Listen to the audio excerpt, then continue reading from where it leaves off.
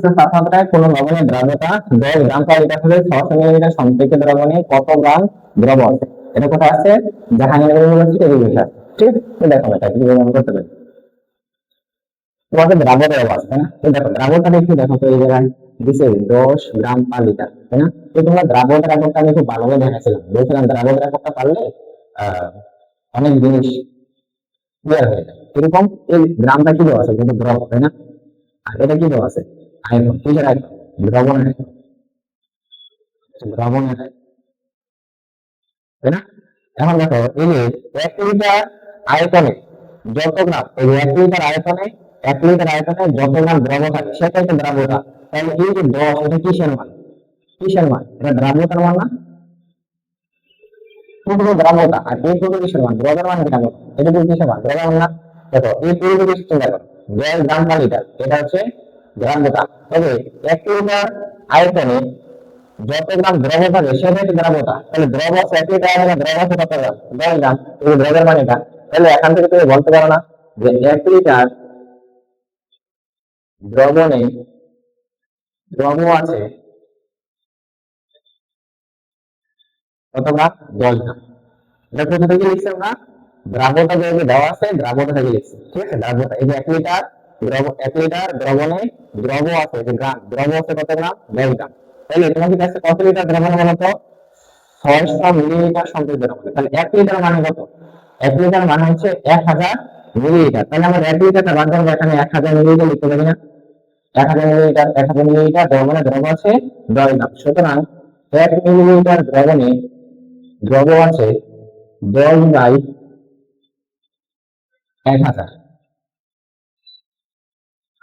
সুতরাং কত গ্রাম বলতো? কত মিলিলিটার? 600 মিলিলিটার। তাহলে 600 মিলিলিটার দ্রবণে দ্রব আছে 10/1000 ইন্টু 600। কাটাকাটি বলতো আলটিমেট আনসার কত আছে? 6। কত বলছে? 6। তার মানে 600 মিলিলিটার দ্রবণে দ্রব থাকে কত গ্রাম? 6 গ্রাম। কোথায় আসছে? জাহাঙ্গীর হচ্ছে রিভার্স সেকশন আসছে। বুঝতে পারছো? কি যদি কি আমি বলছি বলতো, দ্রাবকে দেওয়া আছে 10 গ্রাম পার লিটার, অর্থাৎ এখানে 1 লিটার দ্রবণে 10 গ্রাম দ্রব আছে। এটা লিখছি 1 লিটার দ্রবণে 1 লিটার মানে 1000 মিলিলিটার, 1000 মিলিলিটার দ্রবণে দ্রব আছে 10 গ্রাম। 600 মিলিলিটার বলছে, তাহলে 600 মিলিলিটার দ্রবণে কত থাকবে? 6 গ্রাম থাকবে।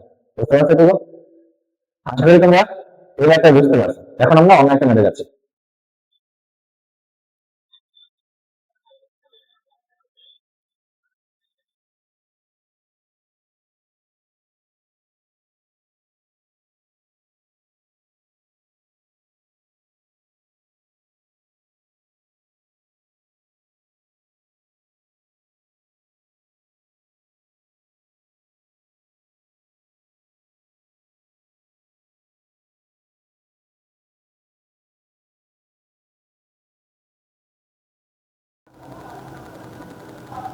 দেখো এটা হচ্ছে 2 ডিগ্রি সেলসিয়াস তাপমাত্রায় পানিতে অক্সিজেন দ্রবীভূত হওয়ার ক্ষেত্রে হ্যান্ডেড ধ্রুবক টোটাল পাওয়ার 16 10⁻³ গ্রাম পার 1 গ্রাম পানি এটিএম হলে 1.5 এটিএম তাপে অক্সিজেনের দ্রবতা। ঠিক আছে, এখন দেখো এখানে হ্যান্ডেড ধ্রুবক, তুমি তো বুঝতে পারছো এখানে হ্যান্ডেড সূত্রটা ইউজ করা লাগবে, তাই না?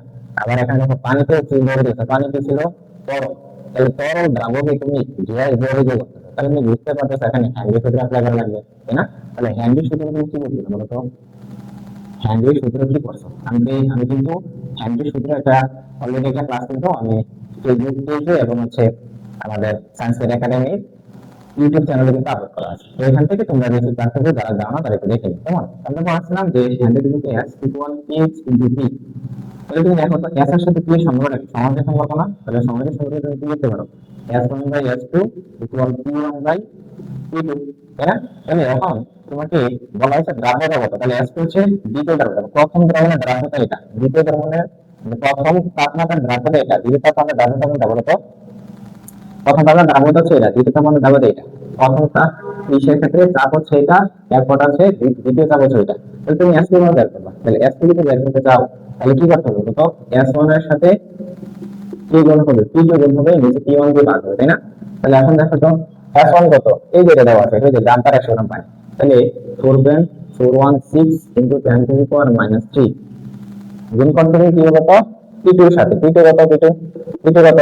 p2 কি হবে? p2 বিডিউ সেলসিয়াস তাপমাত্রায় কিসে বিডিউ সেলসিয়াস তাপমাত্রায় অক্সিজেনের দ্রবীভূত হওয়ার ক্ষেত্রে হ্যান্ডেল কতটা দেওয়া আছে এবং 1.50 মিটার তার মানে FT2 হচ্ছে এটা 1.50 আর এখানে P1 ছিল কত 20 ডিগ্রি সেলসিয়াস তাপমাত্রা তাহলে 20 ডিগ্রি সেলসিয়াস তাপমাত্রায় আমাদের চাপ কত 180 তাহলে এখন হবে 1 তাহলে আলটিমেটলি এখান থেকে তুমি ক্যালকুলেশন করতে হবে ক্যালকুলেশন করার পরে তোমরা যখন ক্যালকুলেশন করবা তাহলে आंसरটা আসবে 6.64 into 10 to the power minus 3 এরকম आंसरটা আসবে বুঝতে পারছো তো দেখো আমরা কি করছি মেট্রিকের ক্ষেত্রে আমরা দেখতে পাচ্ছি এখানে ক্যান্ডেল সূত্র অ্যাপ্লাই করা লাগবে কি বললাম ক্যান্ডেল দ্রবীভূত হয়েছে আবার দেখতে পাচ্ছি এখানে পানিতে অক্সিজেন দ্রবীভূত হচ্ছে তাহলে তরল দ্রবকে তুমি গ্যাস দ্রবীভূত করতেছো তরল দ্রবকে গ্যাস দ্রবীভূত হওয়ার ক্ষেত্রে কোন সূত্র অ্যাপ্লাই হয় আমাদের হ্যান্ডেল সূত্র তাহলে হ্যান্ডেল সূত্র অ্যাপ্লাই করা লাগবে এবং দেখো এখানে চাপ দেওয়া আছে কয়টা একটা ডিগ্রি সেলসিয়াস তাপমাত্রা চাপ আর একটা হচ্ছে আমাদের 1.5 লিটার তাহলে দুইটা চাপ দেওয়া আছে তাহলে দুইটা চাপ দেওয়া আছে এবং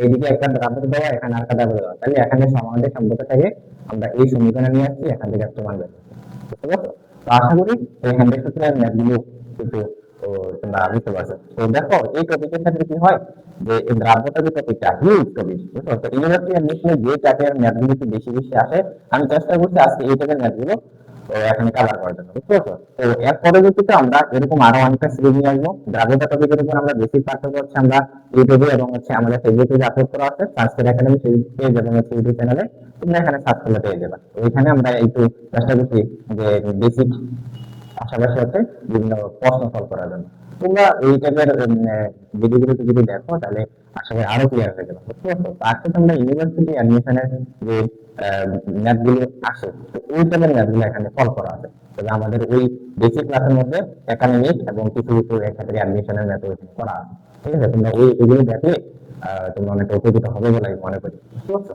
তো আশা করি তোমরা এই টাইপের ম্যাথগুলো খুব ভালোভাবে পারবা এবং বুঝতে পারছো কিভাবে সলভ করা লাগে কম সময়ে সলভ করতে হয় এই টাইপের ম্যাথগুলো তোমরা বুঝতে পারছো ঠিক আছে তো এই টাইপের ম্যাথগুলো করবা এবং হচ্ছে খুব সহজে হচ্ছে খুবই সহজে হচ্ছে তোমরা এই টাইপের ম্যাথগুলো আনসার করতে পারবা ঠিক আছে তো আজকের জন্য এইটুকুই পরবর্তী কোনো ভিডিওতে আবার দেখা হবে তাই জন্য দোয়া করো তোমাদের সবার ইউনিভার্সিটি অ্যাডমিশন হতে ভালো হয় আর তার জন্য আমারও দোয়া থাকলো আসসালামু আলাইকুম